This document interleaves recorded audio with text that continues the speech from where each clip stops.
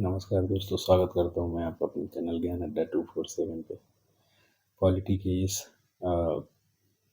Episode 2 में आपका स्वागत करता हूँ। आज का जो विषय है हमारे रिवीजन का, वो थोड़ा वीडियो लॉन्ग हो जाएगा, तो उसको हम पहला टॉपिक है हमारा कॉन्स्टिट्यूशनल डेवलपमेंट, मतलब भारत में कॉन्स्टिट्यूशन का डेवलपमेंट कैसे हुआ।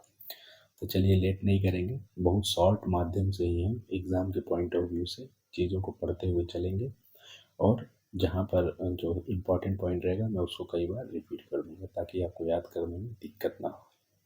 तो चलिए स्टार्ट करते हैं।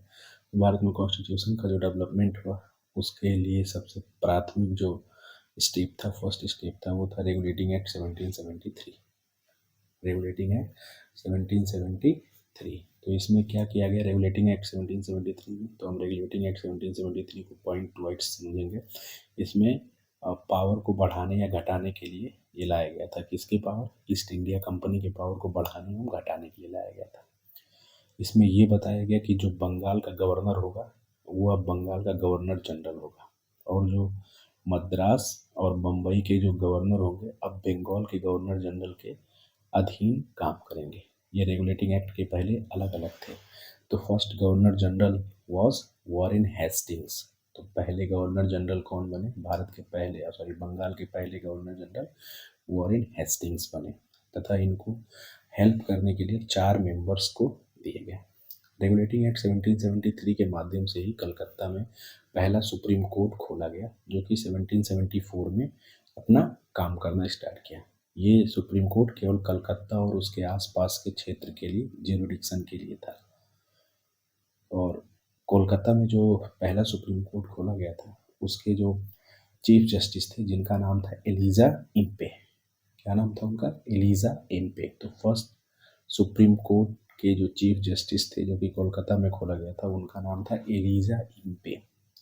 इनके साथ और भी लोग थे जिनका नाम था लिंचेस्टर, हाइट एवं चैम्बर्स। और कोर्ट ऑफ डायरेक्टर के माध्यम से कंपनी पर अब नियम कानून लगाए जाने लगे थे। तो ये था इम्पोर्टेंट पॉइंट रेगुलेटिंग एक्ट 1773 का। अब हम जानेंगे 1783 का पिट्स इंडिया एक्ट। विलियम पिट के नाम पर ये पिट्स इंडिया एक्ट बना था। कंपनी के लिए बोर्ड ऑफ कंट्रोल की स्थापना की गई, नियंत्रक परिषद जिसे बोला जाता है। तो ये इम्पोर्टेंट टर्म है। 1773 में जो रेगुलेटिंग एक्ट आया था उसमें कोर्ट ऑफ डायरेक्टर बनाया गया, जबकि 1784 के पिट्स इंडिया एक्ट में बोर्ड ऑफ कंट्रोल बनाया गया, नियंत्रक परिषद बनाया गया था। गवर्नर जनरल के सदस्यों की संख्या जो 4 दिए गए थे हेल्प करने के लिए, उसमें 1 कम करके 3 कर दिया गया। गवर्नर जनरल को वीटो पावर की शक्ति मिल गई। गवर्नर जनरल को वीटो पावर की शक्ति मिली। तो फिर से जानते हैं हम कि पिट्स इंडिया एक्ट 1784 में आया था, जो कि वो उस समय तत्कालीन जो प्रधानमंत्री थे वहाँ के विलियम पिट, उनके नाम पर बना था Pitt's India act. Governor general के जो सदस्य थे 4 से घटाकर 3 कर दिए गए और एक बोर्ड ऑफ कंट्रोल की स्थापना की गई। बोर्ड ऑफ कंट्रोल की स्थापना की गई थी। अब जानते हैं हम तीसरा चार्टर एक्ट 1813। 1813 का चार्टर एक्ट, चार्टर अधिनियम 1813। और सबसे पहले हम जानेंगे कि चार्टर किसे कहते हैं। तो चार्टर बोलते हैं जब कोई घोषणा, अनाउंसमेंट ब्रिटेन के क्वीन या किंग से की जाए तो उसे हम चार्टर बोलते हैं।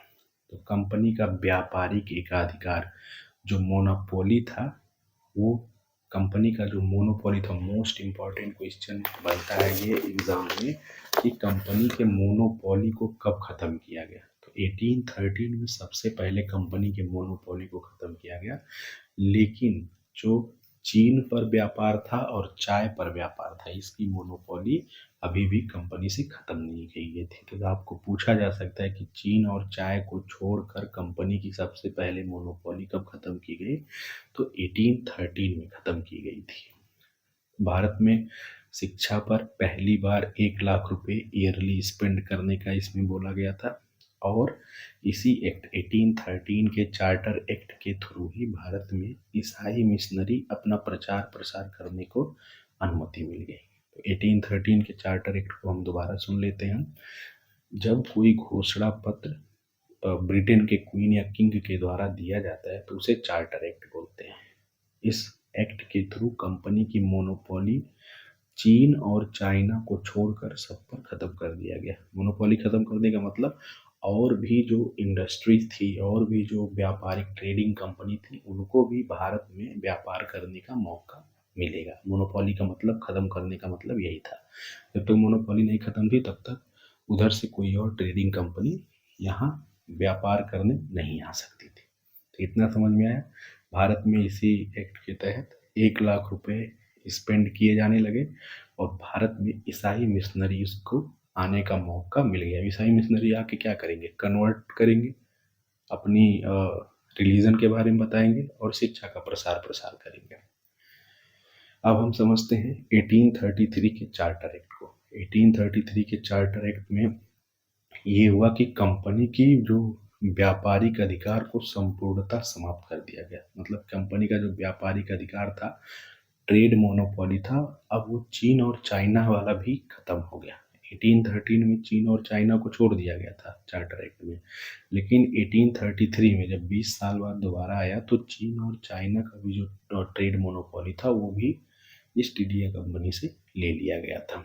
कंपनी अब केवल प्रशासनिक कार्य देख रही सकती थी, मतलब कंपनी अब केवल एडमिनिस्ट्रेटिव वर्क ही देख सकती थी। आप लोग को आवाज़ अगर गड़बड़ हो रही होगी तो प्लीज़ कमेंट करके ज़रूर बताइएगा। ये नीचे ही रखा है यहाँ पे। कंपनी ने बंगाल के गवर्नर जनरल को भारत का गवर्नर जनरल बना दिया। अब देखिए ये इंपॉर्टेंट टर्म हो गया कि बंगाल का गवर्नर जनरल कब बना? रेगुलेटिंग एक्ट में। अब 1833 के चार्टर एक्ट में जो बंगाल का गवर्नर जनरल था उसको भारत का गवर्नर जनरल बना दिया गया।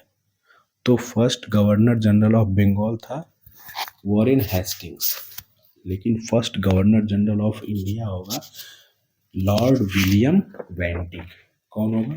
लॉर्ड विलियम बेंटिक होगा। Lord William Bentinck.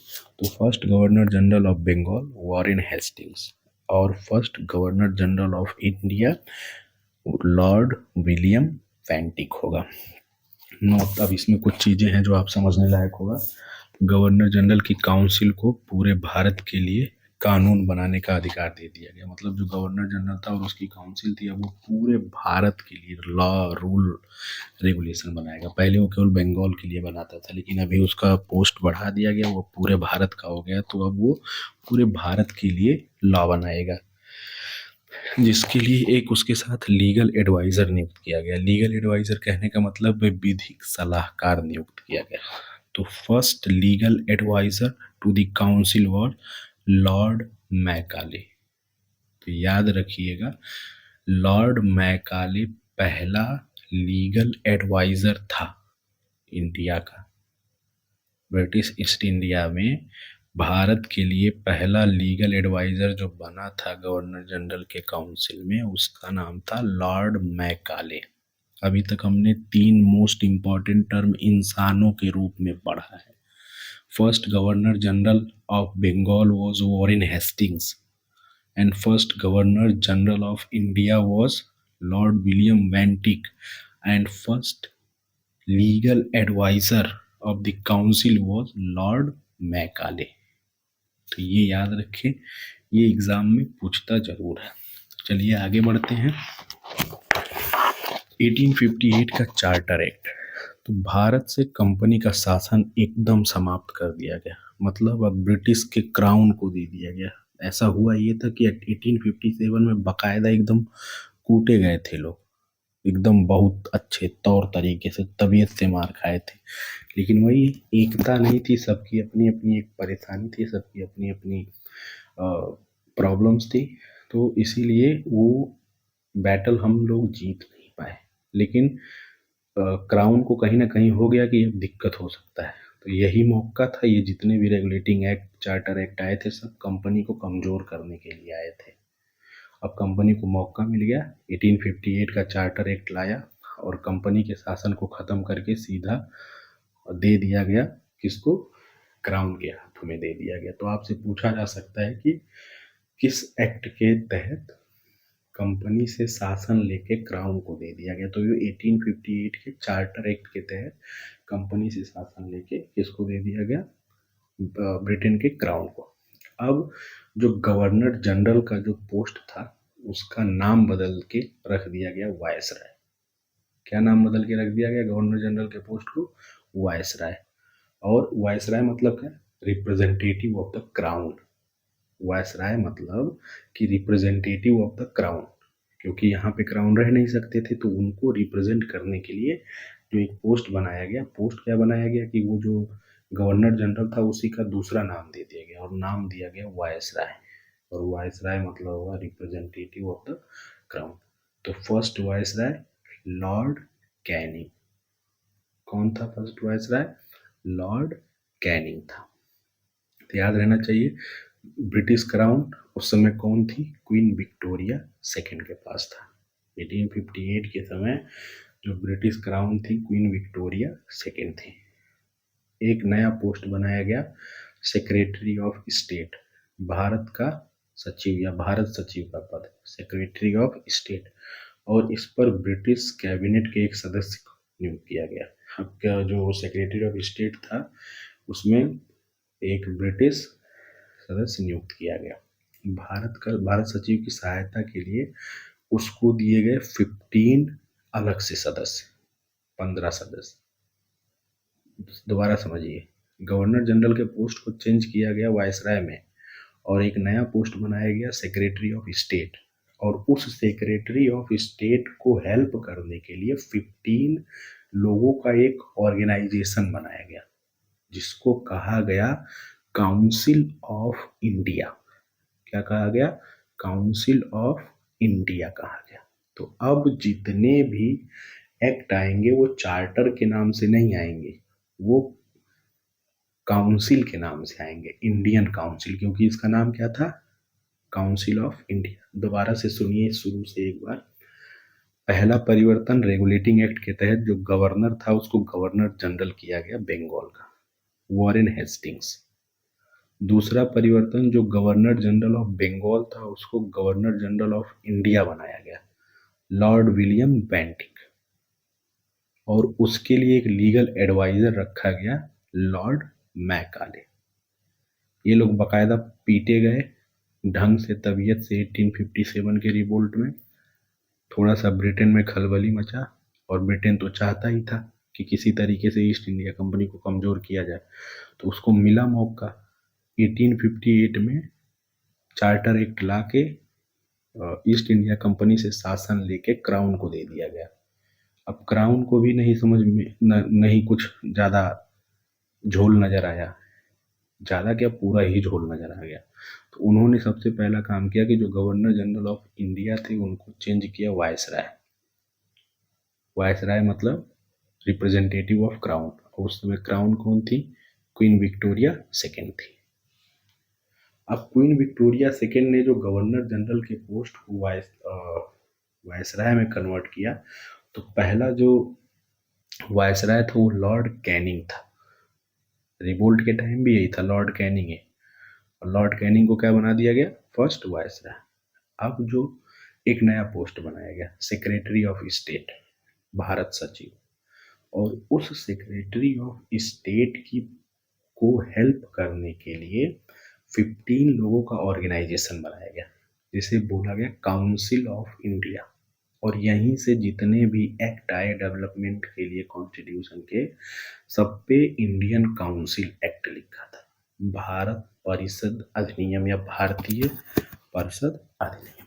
चलिए अब आगे बढ़ते हैं। अब आया चार्टर एक्ट, यहाँ से खत्म हो गया, तो अब आता है भारतीय परिषद अधिनियम 1861, मतलब इंडियन काउंसिल एक्ट 1861। मतलब इसमें सबसे पहले भारतीयों को भागीदारी दी गई, इन्हीं के ऊपर तो रूल करना था।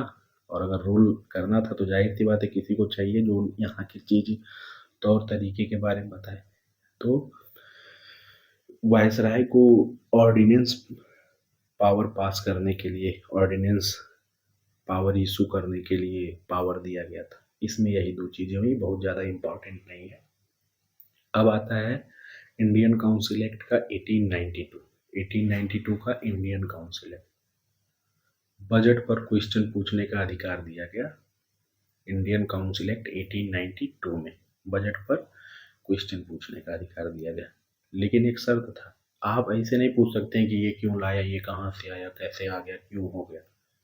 बाकायदा आपको क्वेश्चन पूछने से पहले पेपर पे लिख के देना होता था कि मालिक हम आपसे यही क्वेश्चन पूछेंगे, क्या मुझे आज्ञा है ये पूछने की। ऐसा था, इस तरीके से नहीं था करने को। अब ये था कि कुछ हद तक इनडायरेक्ट इलेक्शन आरंभ होना स्टार्ट हो गया था। अब जो 1858 के चार्टर एक्ट के बाद जो सबसे मोस्ट कंट्रोवर्शियल फूट डालो नीट करो टाइप का जो एक्ट आया, कहने को तो ये सब इंडियन कॉन्स्टिट्यूशन के डेवलपमेंट के लिए, लेकिन ये सारी कहानी तो ईस्ट इंडिया कंपनी को तोड़ने की थी। उसी दौरान एक और एक्ट आता है 1909 का इंडियन काउंसिल एक्ट, जिसे मॉर्ले मिंटो रिफॉर्म भी कहा जाता है। मोस्ट इम्पॉर्टेंट एक्ट है जो कि गवर्नमेंट एग्जाम में हमेशा पूछता है। मॉर्ले मिंटो रिफॉर्म, इसको इंडियन काउंसिल एक्ट कहा जाता है। मॉर्ले एंड मिंटो दो लोग थे। जो मॉर्ले थे वो सेक्रेटरी ऑफ स्टेट, जो नया पोस्ट बनाया गया था 1858 के चार्टर एक्ट में, और जो मिंटो था गवर्नर जनरल या वायसराय कह लीजिए, ठीक है। और यहीं पर मुस्लिम को मिला था सेपरेट इलेक्टोरेट, पृथक निर्वाचन मंडल। सेपरेट इलेक्टोरेट को मुस्लिम को कब मिला था? 1909 के चार्टर एक्ट में मिला था। 1909 के चार्टर एक्ट का दूसरा नाम क्या है? Morley Minto reform. Morley Minto reform नाम था उनका। और दूसरा चीज शुरू हुआ कम्युनल निर्वाचन या कम्युनल रिप्रेजेंटेशन, सांप्रदायिक निर्वाचन आरंभ हुआ।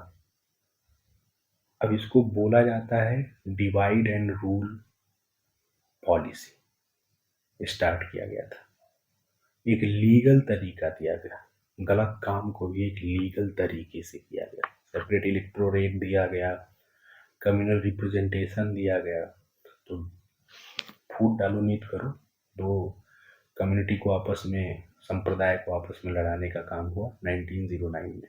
और ये काम किसने किया? मॉर्ले मिंटो ने किया। वायसराय के परिषद में एक अच्छा काम हुआ कि जो वायसराय का काउंसिल होता है, उस काउंसिल में पहली बार भारतीयों को शामिल किया गया था। पूछता है ये कि वायसराय के काउंसिल में कब इंडियन को शामिल किया गया था, तो ये 1909 के एक्ट में शामिल किया गया था। अब आप एक इम्पॉर्टेंट टर्म है कि कौन रहा होगा पहला, तो ये है कि first Indian who was appointed in council was Satyendra Prasad Sinha. मतलब जो वायसराय के काउंसिल में शामिल होने वाले पहले भारतीय थे, उनका नाम था सत्येंद्र प्रसाद सिन्हा। याद कर लीजिए इसको, ये आता है कि वायसराय के काउंसिल में शामिल होने वाला पहला भारतीय कौन था। तो पहला भारतीय थे सत्येंद्र प्रसाद सिन्हा। जब आप पढ़ाई करेंगे मन से, अच्छे से पढ़ेंगे, तो पढ़ते पढ़ते आपको पता चलेगा कि इम्पोर्टेंट कौन है क्वेश्चन है और कौन बस केवल साथ देने के लिए। तो अभी तक 1909 में आपको पता चल गया सेपरेट इलेक्टोरेट, और जब सेपरेट इलेक्टोरेट दिया गया तो उन दो महाशयों का भी नाम इम्पोर्टेंट हो गया, Morley and Minto. Communal award भी दिया गया, लेकिन उससे भी ज़्यादा इम्पोर्टेंट ये है कि 1909 के एक्ट में वायसराय के जो काउंसिल है उसमें इंडियन को पार्टिसिपेट करने का मौका मिल गया। And the first Indian was none other than Satyendra Prasad Sinha. India council जो नया बना था, 15 लोग जो थे, उसमें भी भारतीयों को शामिल किया गया। केसी गुप्ता जी, सैयद हुसैन बिल ग्रामी जी, ये लोग उसमें थे। वायसराय में तो हुआ ही हुआ। जो इंडियन काउंसिल का जो पोस्ट था, 15 सदस्यीय उस टीम में केसी गुप्ता, सैयद हुसैन बिलग्रामी जुड़े। ये उतना इम्पोर्टेंट नहीं है, लेकिन वायसराय के काउंसिल में शामिल होने वाले सर्वप्रथम भारतीय सत्येंद्र प्रसाद सिन्हा है, ये इम्पोर्टेंट है। और ये किस एक्ट के थ्रू आया था? तो ये आया था 1909 के एक्ट के थ्रू, याद रखिए इसको। अब अगला जो कॉन्स्टिट्यूशनल डेवलपमेंट का कड़ी जुड़ता है वो है 1919 का गवर्नमेंट एक्ट या काउंसिल एक्ट 1919 का। और जैसे उसका मॉर्ले मिंटो नाम था, वैसे इसका नाम था Montesquieu Chelmsford reforms. Montesquieu Chelmsford reform, या बोलते हैं मॉन्टफोर्ड रिफॉर्म। ये क्या हुआ कि इसमें जो प्रांत थे वहां पर डिवल गवर्नमेंट स्टार्ट हो गया। प्रांतों में डिवल गवर्नमेंट स्टार्ट हो गया। और तो और उसमें मुस्लिम को सेपरेट इलेक्टोरेट मिला, यहाँ पर सिख लोगों को सेपरेट इलेक्टोरेट दे दिया। मतलब जब कहने का ये है कि घर में अगर 4 सदस्य हैं और चारों को आपस में लड़ा दिया जाए, तो जो लड़ाने वाला है वो आराम से अपना खाना पका के खा सकता है जितने दिन चाहे, क्योंकि उन चारों लोग को आपस में लड़ने से फुर्सत नहीं मिलेगी। तो ये काम चला था 1909 से। फूट डालो नीति करो, आज भी ये है। परिवार वगैरह में आज भी चलता है राजनीति। बाई कैमरल लेजिस्लेचर स्टार्ट किया गया। आपको पहले कंपटीशन एग्जाम बीट करना है, फिर से इंटरव्यू में बैठ, तो प्राइमरी स्टेप क्लियर करिए लाइन बाय लाइन पढ़ के। जब हाथ में कुछ रहेगा तभी फ्यूचर एवरग्रीन बनेगा। तो जो जो पॉइंट बता रहा हूँ उसको पढ़ते चलिए, उससे बाहर कुछ नहीं आएगा। तो दोबारा सुनिए, 1909 के काउंसिल एक्ट का अदर नाम है Montesquieu Chelmsford. Dual governance start हुआ, सिख को सेपरेट इलेक्टोरेट मिला, बाई कैमरल लेजिस्लेचर स्टार्ट हुआ, और भारत में एक पब्लिक सर्विस कमीशन, जैसे आज यूपीएससी वगैरह है, उसी की तरह एक पब्लिक सर्विस कमीशन बना। तो ये 5 चीज इंपॉर्टेंट था Montesquieu Chelmsford. First one is, इसको मॉन्टफोर्ड बोला जाता था। दूसरा, डिवल गवर्नमेंट स्टार्ट हुआ। तीसरा, सिख को भी सेपरेट इलेक्टोरेट मिला। चौथा, बाई कैमरल लेजिस्लेचर। और पांचवा, पब्लिक कमीशन बनाया गया। अब जो आज का भारतीय संविधान दिखता है आपको, उसमें जो मैं अभी बताने जा रहा हूँ, इस अधिनियम का 50% से ज्यादा चीजें एज इट इज आज के संविधान में नोट कर दी गई। 60 या 60+ देशों के संविधान का वाचन हुआ है, तब जाके यहाँ का संविधान लिखा गया। लेकिन फिर भी जो बताने जा रहा हूँ, 1935 का भारत शासन अधिनियम, इससे एज इट इज 50% आपके कॉन्स्टिट्यूशन में कट कॉपी पेस्ट कर दिया गया। इसको ध्यान से सुनिए। 1935 के भारत शासन अधिनियम में 321 आर्टिकल्स थे, 10 शेड्यूल थी और 14 पार्ट थे, अर्थात भाग थे। दोबारा सुनिए, भारत शासन अधिनियम 1935 के में 100 article, 321 article, 321 articles, 10 schedules and 14 parts थे। 50% प्लस भारतीय संविधान में यहीं से उठा के एज इट इज कॉपी कर दिया गया, और नहीं तो और इसको मिनी कॉन्स्टिट्यूशन बोलते हैं। 42nd कॉन्स्टिट्यूशनल अमेंडमेंट को भी लघु संविधान कहा जाता है, ये भी याद रखिए। वो अमेंडमेंट है तो 42nd अमेंडमेंट को भी लघु संविधान कहा जाता है। अब इस 1935 के भारतीय शासन अधिनियम के तहत जो वो डायरार्की, द्वैध शासन था, वो समाप्त कर दिया गया। डबल गवर्नमेंट 1919 का जो डबल गवर्नमेंट स्टार्ट था, जिसको डायरार्की भी बोला जाता है, वो समाप्त कर दिया गया। मतलब दो तरीके का गवर्नमेंट नहीं रह गया, और ये केवल केंद्र में लागू रहा। पहले केंद्र और राज्य दोनों में चल रहा था तो डायरार्की था, लेकिन अब केवल कहाँ पर लागू रह गया? केंद्र में लागू। इस अधिनियम से प्रांतीय स्वायत्तता दी गई, मतलब प्रोविजनल ऑटोनॉमी दिया गया प्रांतों को कि आप भी कुछ विषयों पर कानून बना सकते हैं, ये अधिकार दिया गया। पावर को डिस्ट्रीब्यूट किया गया। फेडरल कोर्ट अर्थात संघीय न्यायालय बनाया गया 1937 में, 1 अक्टूबर को, 1 अक्टूबर 1937 को। उसमें जस्टिस थे, एक चीफ जस्टिस प्लस 7 और थे। ऑल इंडियन फेडरेशन बनाया गया, अखिल भारतीय संघ।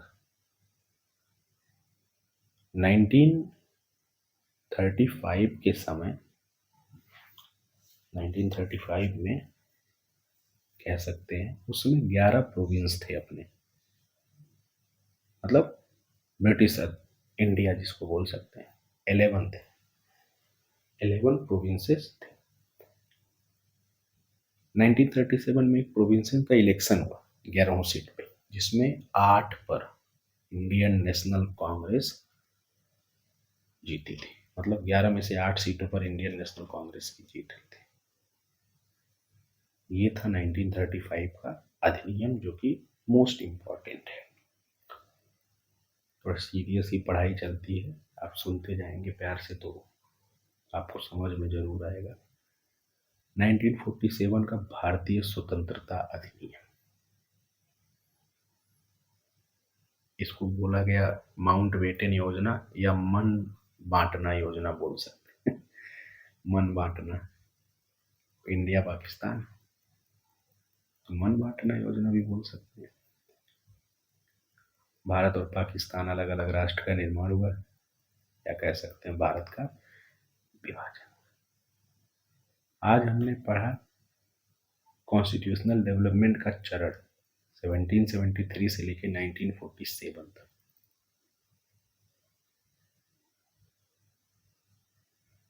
अब अगले वीडियो में हम पढ़ेंगे फॉर्मेशन ऑफ कॉन्स्टिट्यूएंट असेंबली।